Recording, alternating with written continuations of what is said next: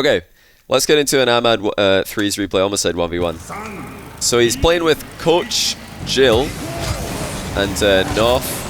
And he's against Kaliers, Venom, and Walden. So Kaliers and Venom are other Middle East players, actually. Kaliers is Rawas' brother, I believe. So if you've seen RW9, Rawas, this is his brother, Kaliers. And Venom used to play with TRK. Venom, TRK, and Ali, or Faisal. There was a 4-man roster. They were the second best team in Saudi Arabia, second best team in Middle East, before TRK joined Sandrock Gaming, and I'm not sure who the second best team is in Middle East anymore, but I think Venom and Faisal and Ali are probably still teaming together. Yeah, we're on Ahmad cam, so we're going to be zooming around the field, fastest player in the world. I'm interested to see if he plays more of a defensive style than we're used to seeing from Ahmad, because Ahmad, of course, is all offense. He's known for having some of the most difficult to defend shots in the game. If you want a pro's take on this, just ask Scrub to describe Ahmad offense for you, and you'll find out all you need to know. But the way I would describe it is just, you know, playing with Ahmad looks like a ton of fun, because you just give him the ball and he scores. You know, just put the ball somewhere near him and he scores. It's kind of what he does. Noff actually getting a bit in the way of Ahmad there. I think Ahmad was waiting to see if Noff was going to jump for this before fully committing to the shot. Oh, Rawas and Kaliers are twins? I think I heard that actually. I think I remember somebody told me this. It's pretty cool. Didn't they used to team together, but I don't think they do anymore. Maybe they do. I haven't been keeping up with all the roster moves, all the roster shuffles in Middle East. Oh, they are still teaming together. I suppose it makes sense for them to team together so that when they get to be old enough to play RLCS, they both are old enough at the same time. Nice little boost pick up there by Ahmad on spawn. Knew it was about to be coming. He's just ball chasing right now, which might seem weird to some of you to see. You might think, well, why is Ahmad just taking the ball so much? Why is he cutting in front of his teammates? And would I recommend you to do this in your own ranked games? So first question, why is he ball chasing? Well, the reason Ahmad ball chases and the reason he just goes for everything he can is because he wants to have as much of an impact in the game as possible. He wants to be touching the ball as much as possible. He wants to be the one making plays as often as possible. And that's one of the main styles of carrying in Rocket League. One of the ways to carry is to just try and get stuck in as often as you can. And the more of an impact you have, then the more likely it is your decisions and your plays are going to be the ones that decide who wins the game. The other way to carry, though, is to just have your teammates back. Just try and back up your mates and always be relevant in defense. So I would actually recommend, you know, if you're trying to climb up the ranks and you're coming up through the lower ranks. When I say lower ranks, I mean anything that isn't SSL. I would not recommend playing like Ahmad at all, because what you'll probably end up doing is just confusing your teammates, and you're probably just gonna end up double committing a lot of the time. Whereas Ahmad's teammates, for the most part, you know, he's cutting them off a lot of the time, and he's going for plays one after another that they could probably go for, but they see him do it. And, you know, they're players who have better field vision and they've got more awareness of what's going on around them. So when he makes a break of rotation, when he cuts in front of someone to take the ball, you know, they'll probably see it happen. And thank goodness that his teammates saw Ahmad coming in for this. After the boost steal, he just goes right back in for the play, scores the second goal of the game. Yeah, they've got massive pressure here. You know, the fact that they're just constantly cutting rotation and making big plays. Oh my, what a save. Ahmad making plays in defense as well. Yeah, the fact that they're just going for everything and they're never backing down from challenges, it's just really forcing the other team to have to play in defense. So the higher ranks can do this. And if you're playing with your friends, I would say if you want to try this, if you want to try playing like Ahmad right now, and you want to do this even though you're not a Supersonic Legend level player or a pro player, then what you should do is team up with two friends of yours, and you can take turns. One game, one of you is the ball chaser, and he gets to break every rotation under the sun. He gets to turn on every ball, and he constantly goes for demos in the final third, boost steals in the final third, ball pressured. Just you can be that guy, and then the next game someone else gets to be that guy. And when that's happening, when you've got a player who's playing like Ahmad is here, when he's cutting in front of you and when he's breaking rotation, you've got to remember that even though it might be confusing for you at times, it's probably really confusing for the other team as well. So you never want to do this with more than one player, I would say. Because, oh yeah, good question. Why not do that with why not all three be that guy? Well, the reason you want to not all three be that guy is that if you all turn on every ball, then you're going to triple commit on everything, and that's when you'll start losing goals into open nets. So I wouldn't recommend playing like this with any more than one player, because if one player is cutting in front and one player is turning early on everything, the other two have to realize that he's going to do that and have his back. So that's just one game from Ahmad. Let's get into a second one. We've got 3 here. There we go. I'm trying to hide the score. I know some of you guys want the surprise factor of exactly what happens. Yeah, unless you're Giants who used to be Team Queso, then sure, I guess you can make the triple commits work. Most people can't make the triple commits work though, even at pro level. Yeah, things to look out for. So if you're playing solo, I wouldn't recommend ever doing this unless you are as well known as Ahmad, because at the highest level, everybody knows Ahmad. Everybody who's this high rated, they know who he is, they know what he's going to be doing, they know what he's about. They know that if they just let him have the ball, he's going to score in elaborate ways, like we see here. So already 1-0. Ahmad with an air dribble floor pinch. Combination that he will, of course, execute to perfection almost every single time. Even here, you know, he's taken a very interesting route to center the ball, but I love that. So if you look at what Ahmad did there to get the ball into the middle, did he do the conventional method, which is rolling the ball around that corner wall, and when the ball ends up in the center of the box, it's kind of near the back wall? No, he didn't. What did he do? He rolled it off the ceiling curve, where the ceiling meets the roof. And that is such a smart thing to do. And, you know, I've pointed out that some of the things Ahmad's doing are not things you should probably be trying to do if you're a solo queue player, even though Ahmad is solo right now. That is something that you should be doing, even if you're a solo queue player. When you're centering the ball, try to use the ceiling to your advantage. Try to get that ball away from the back wall. Try and get it away from the side wall, because the further away from the wall it is, the harder it is for the opponents to save it. Oh my. Well, just about as close as you can get to 2-0 there from Ahmad. Again, able to outplay the last man. So quick on the turn as well. He's baiting shots here. You know, he's so close to the last man that he convinces him to shoot and then saves the shot. So this is what he does. He just gets very, very close and doesn't take himself out of the game in the process. A couple of times in a row there, you've seen him stay relevant in defense while also pressuring the ball, which is huge in 3v3. Wait, did I say where the ceiling meets the roof? For crying out loud, man, I can't talk today. I meant where the wall meets the roof. You're probably right, though. I bet I did say that wrong. Yeah, there's 2 really underused ways to center the ball in offense. So I've told you what one of them is. That's bouncing it off the ceiling curve. Does anyone in chat want to guess what the other underutilized method for centering the ball is? If anyone gets a loose definition of it right, I'll tell you what it is. Well pinch, incorrect. I don't think that. I wouldn't describe that as underutilized. Ground pinch, no. I'm talking about a method to center the ball, ladies and gentlemen. Method to center the ball. What way can you center the ball that players don't do enough? Nobody's got it right, so I'll tell you what it is. It's just smacking the ball off the corner wall.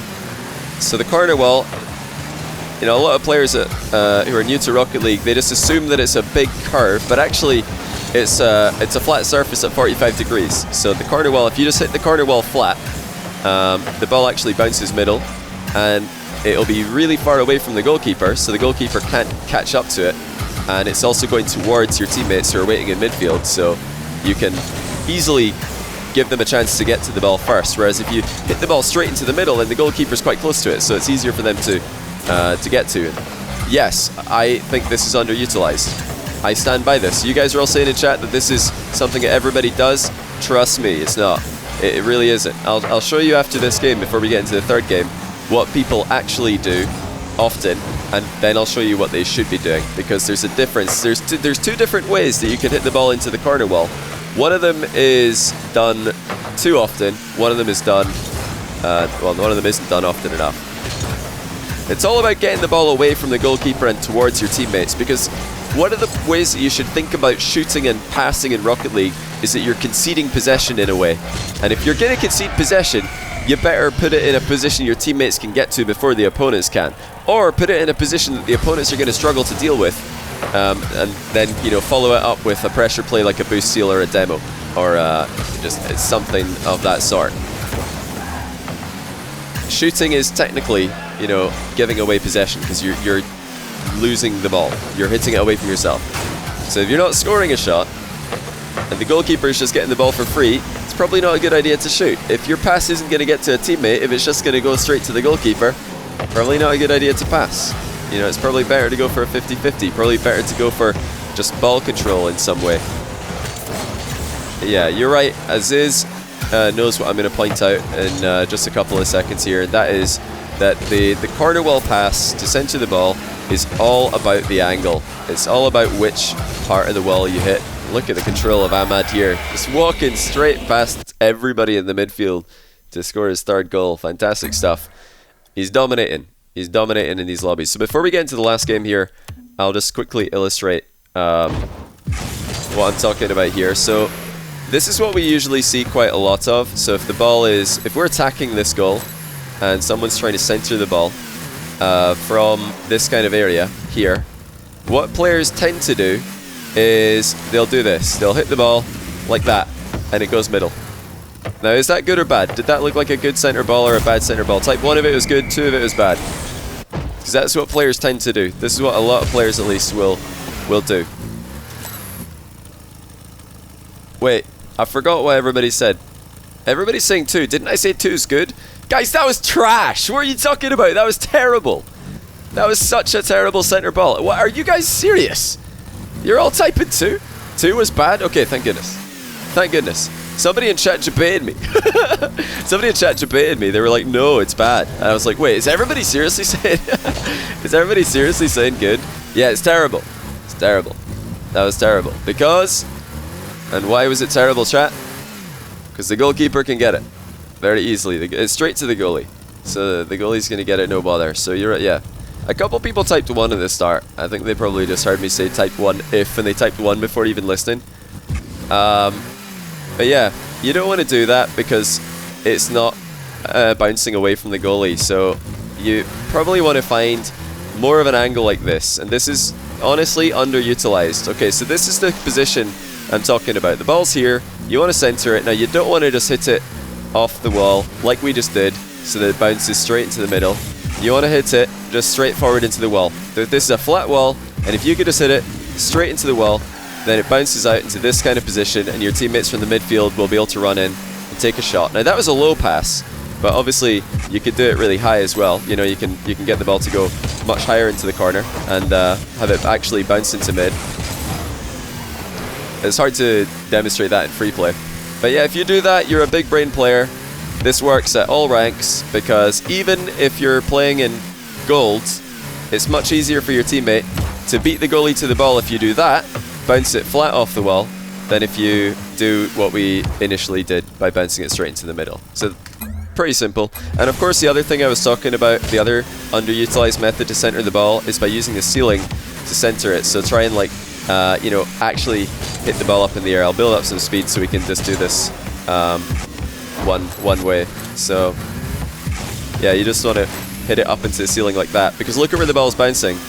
It's like it's not near the wall, so anybody who's trying to go on the back wall to save this, they actually have a little bit of a distance to fly, and it's easy to make a mistake, especially in the lower ranks if you've got distance to fly. However, if you just roll the ball around the back wall like this, like that's very easy to clear. Somebody's just going to drive up on the wall and clear it. So you want to really just hit the ceiling, get the ball to chip into the middle, away from walls, and you'll have a much better time.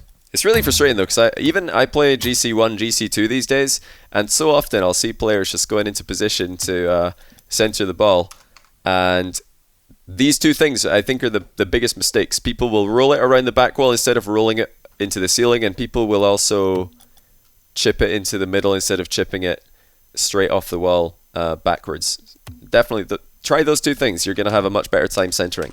your teammates will also love you they'll love you for it. Okay, last game, I did say we had one more. So let's get into it. Just hiding the screen so you don't get the score spoiled. So again, solo queue game for Ahmad. This time he's against a full team.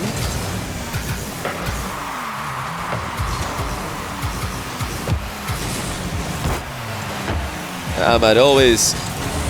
One of the other things that he does very well is that whenever he's in the air, he seems to, you know, at worst get a 50-50. But I will be critical here. So this is actually something I don't like that Ahmad does. And I think that this is quite common with... I'm going to pause just briefly here. This is quite common with the Middle East players. They like to kind of crowd the near post area like this, because if the ball does bounce off the wall, they want to be there to start the counter attack. However, I think, you know, for me, giving more space to the front two players there would be a better idea.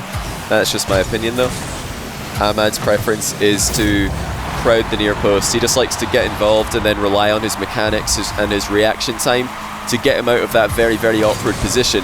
But it is an awkward position to be in. The ball is going to end up over your head if you're there. You know, very often the ball's just going to go right over your head, which is not easy to deal with, so I wouldn't recommend you copy that either.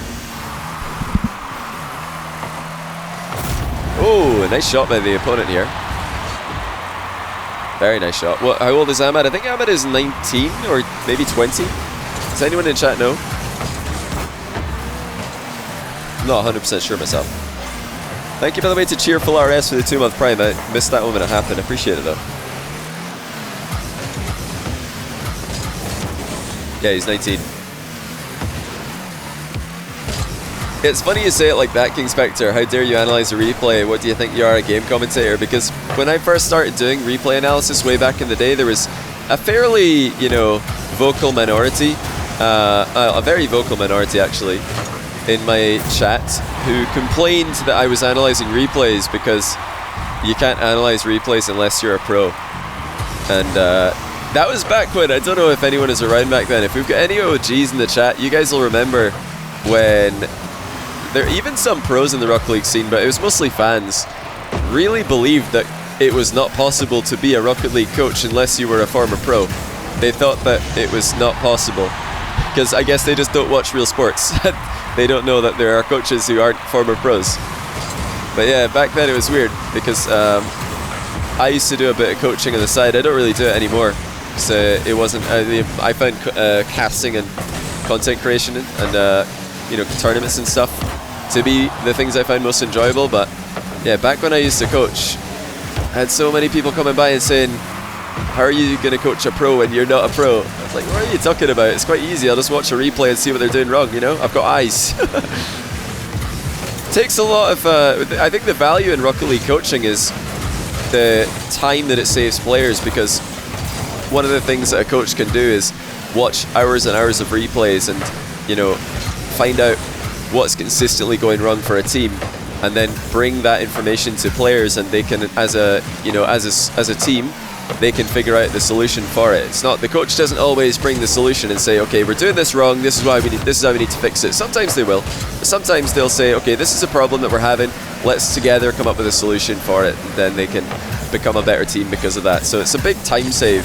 And think about how demotivating it would be to players to have to do that. Like, you know, a couple players like doing that, but not all players do.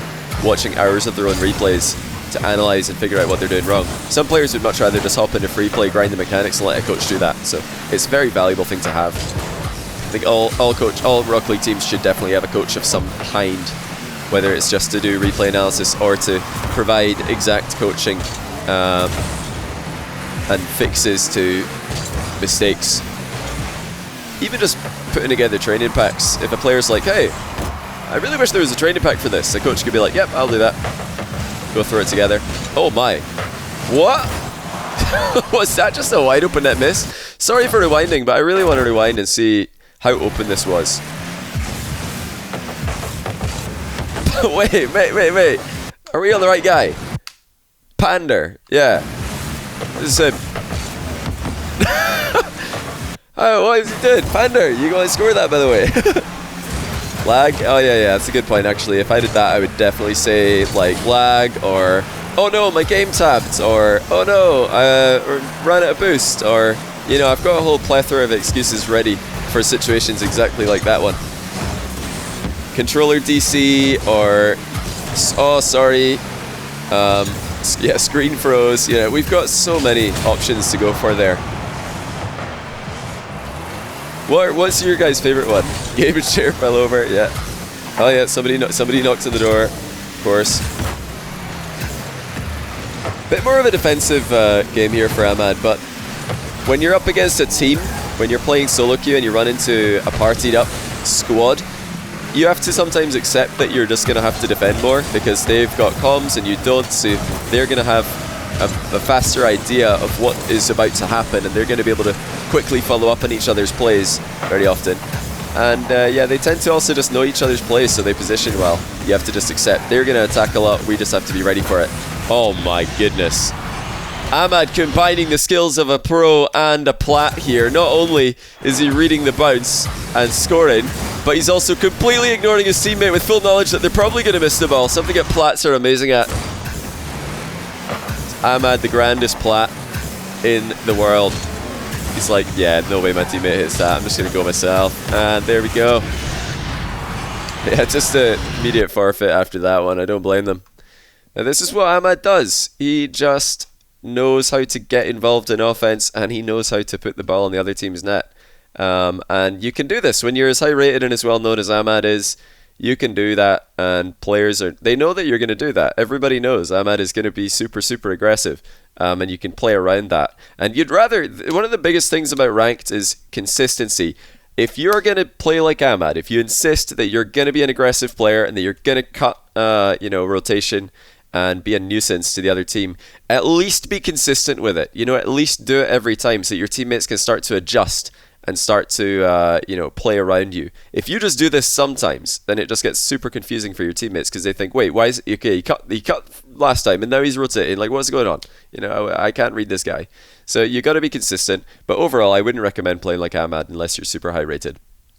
Or playing with a party and you tell them, hey, I'm going to cut rotation a lot. It's a really fun thing to do though. It's a really fun thing, and I think it's also important that every top team has a player like Ahmad. It's one of the reasons I think SRG are so dangerous. It's because Ahmad is one of the best first men in the world. BDS have got marked by 8. NRG have got Justin. The Carmine Corp have got Astral. Every amazing team has a great ball chaser, a great first man who can just mess up the other team. And if you know what he's going to do and the other team don't, then you're having a good time. Monkey Moon? Nah, Monkey Moon is not the first man for BDS. That would be marked by 8. He is the first man for BDS. FaZe first killer? Not so much. First killer doesn't really play first man either. He's more of a midfield player, but leaning a bit more towards defense as well. It was a weird one because I think when first killer played on Rogue, he had Turinturo as their first man. He was the guy who was just always up front being a nuisance. Justin equals third? Nah, Justin's always breaking rotations, man. Justin's always breaking rotations. I feel like Squishy sits back the most in NRG these days. Sometimes Garrett. I feel like Garrett is first man. See, like, okay, first man, second man, third man, I feel like that could be very misunderstood. When I say first man, I don't mean the guy who is, like just visibly the most attacking player taking shots and doing stuff. It's more about what does a player prefer to do in certain positions. Does a player tend to just rotate deep as an automatic thing and then on occasion they'll break rotation, or do they just turn on absolutely everything and live in the other team's half? Think about Chicago for G2. Super aggressive midfield play in a replay that I showed you guys against NRG recently. Very aggressive midfield play. So Justin turns a lot. He'll be facing away from the play, then a loose ball will pop up in the air and he'll just turn on it and go. So that's kind of like the why I think he's the first man. Third man is someone who'll almost never go. Think Khaled for SRG. He doesn't really turn on anything. He'll always just rotate away, let a teammate come in, unless it's super obvious he should turn on it. But some teams have aggressive tendencies, so their first man isn't as easy to spot. The guy who's most likely to break rotation and turn and go for interceptions isn't as obvious as other teams. And yet sometimes changes. Sometimes the series will play a bit differently. But if you look at all the top NA teams last season, I think it was pretty easy to see who the first man was most of the time. You had Atomic for NV, Justin for NRG, you had Chicago for G2, You had Rapid for KCP. You had probably, I mean, the interesting one for FaZe is that it would sometimes be Gyro, it'd sometimes be AJ, just depending how AJ's feeling. If AJ's feeling, mechanical one day and he just decides that he's gonna pop off, it would be AJ. But some days AJ would be quieter and Gyro would step up. He'd play more aggressively. Yeah, it was always Rapid KCP, always. Whenever I'd see somebody playing a very obvious first man role. Garrett definitely turns. I don't think so. I don't think so. I don't know what games you guys have been watching. I don't think so. Dignitas, probably Joria's, but when they played, well, now it would be Joria's, but when they played with Panda, probably Panda. Panda probably turned the most.